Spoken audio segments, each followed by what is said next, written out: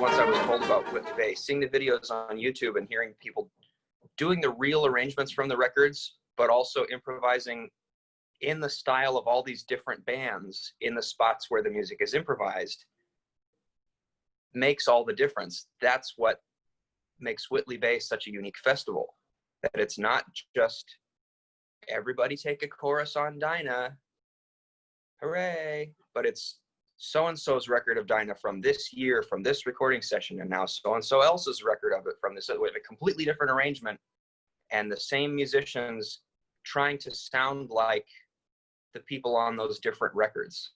And the first year they invited me was for the following fall. Immediately I'm on the email chain of everybody wishing each other happy Christmas. And I thought, what is this? What kind of festival? But every year we all miss each other by Christmas after the festival in early November. But the first year they didn't ask me to lead anything because I was new, and they assigned me to several things that I wasn't familiar with the music at all. And I thought, well, why did you pick me? I don't know what I'm doing with this. And then, of course, had to go listen to all of that, familiarize myself with it, which is something I love to do anyway. If I'm on sort of a regular night-to-night job in New York and it's this budget and this many people and we've contracted it, we're still on the model of just calling tunes. What do you know? What do you know? Okay, let's play that. Standard, nothing, no written arrangements, nothing particularly unique. And for Whitley Bay, it's much more complicated than that, and I mean that in the best way. It's so much more interesting for musicians who play sort of the fake standard way most of the rest of the time. And being around everybody else and getting the emails with here are all the charts, please print and tape them yourself. And I thought, you can't be serious. My suitcase is going to weigh a ton. But everybody does it. It's like, okay.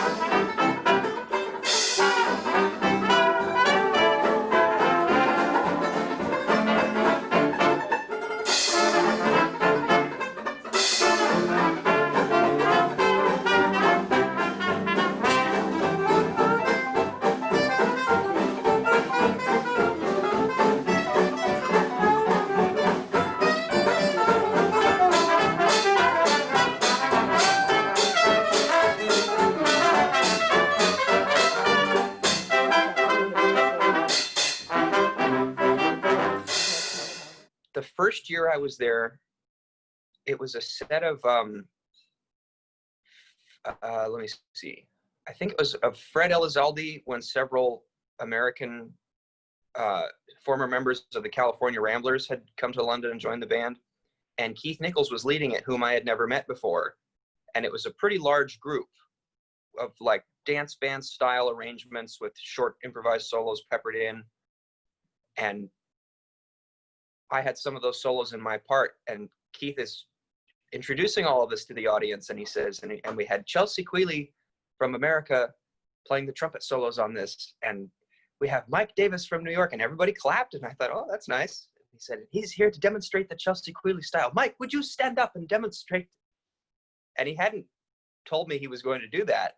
And Chelsea Quealy's an underrated but really lesser known trumpet player who's on a lot of California Ramblers associated small band records in the mid to late 20s, but certainly not a jazz titan and not somebody you learn about in music school.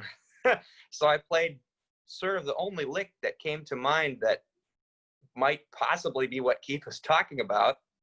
But on how many records does he play something like, so I stood up and did that and Keith went, oh, wonderful. And everybody clapped. And I thought, wow, if you can't beat them, do something else you're good at, even if nobody else does it. Mike Davis, stand up, Mike. A great exponent of the trumpet styles almost before Big Spider, wasn't it? Could you just demonstrate a little bit of the Vodo-Do? Most of these are Chelsea Quealy on them, and whether they are or not, I've gotten into the Chelsea Quealy mindset, and he plays a lot of... Yeah.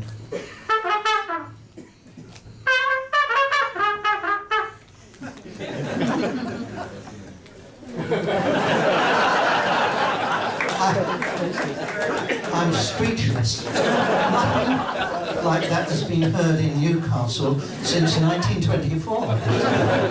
Mike Davis. I feel like I owe it to the original musicians, really, to do my best to represent history accurately. What makes up the standard repertoire of like traditional jazz, fakeable, what can we do on a gig with 5 people? Like there are some titans, some obviously important musicians like Louis Armstrong and Fats Waller that not a single gig goes by where we don't fake tunes associated with those people. And of course there are also Whitley Bay sets. There's some of the first names that come to mind if we're going to do a festival like this. Of course we're going to do the music of the most important people and then work through, and then what else can we do? And oh, now we've gotten all the way to to these lesser known groups that recorded less, whole sets of this year we did one of groups in New Orleans that made 1 or 2 sides each only ever. And I don't want to give anyone the impression that I'm presenting anything as being more important than any other music.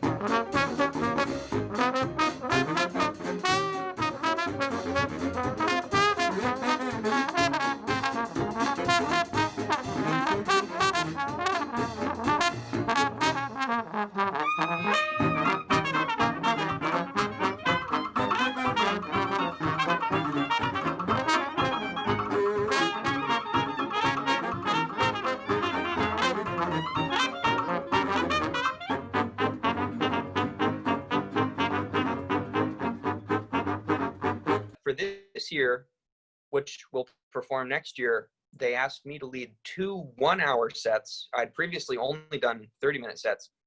Or I guess the Goofus Five was an hour, but I had a lot of that already done. And that was for a size of band I'd written for that I felt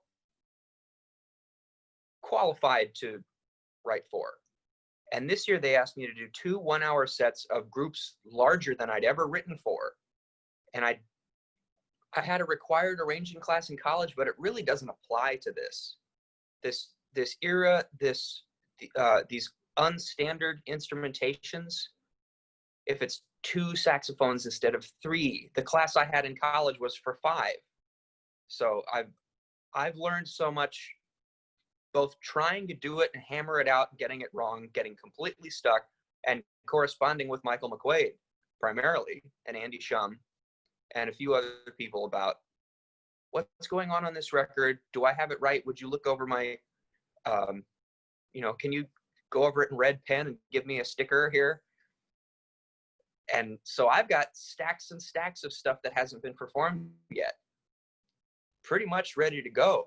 So the next time we get a chance, it's extra rewarding for me, and not for every musician. Everybody doesn't feel this way, and I respect that. But for me to get a chance, a deadline far out, to plan a program that I think is more of a concert, that I think flows musically song to song, and do all this arranging work and have a stack of charts taped, and then present that to an audience of sophisticated listeners like that, is so much more rewarding for me, despite how much work it is, than just, what do you guys want to play? I guess we'll play Dinah again. So, and it only means anything, and with the contrast between a festival like that and what I do all the rest of the time. But I'm so excited to present that stuff when we can.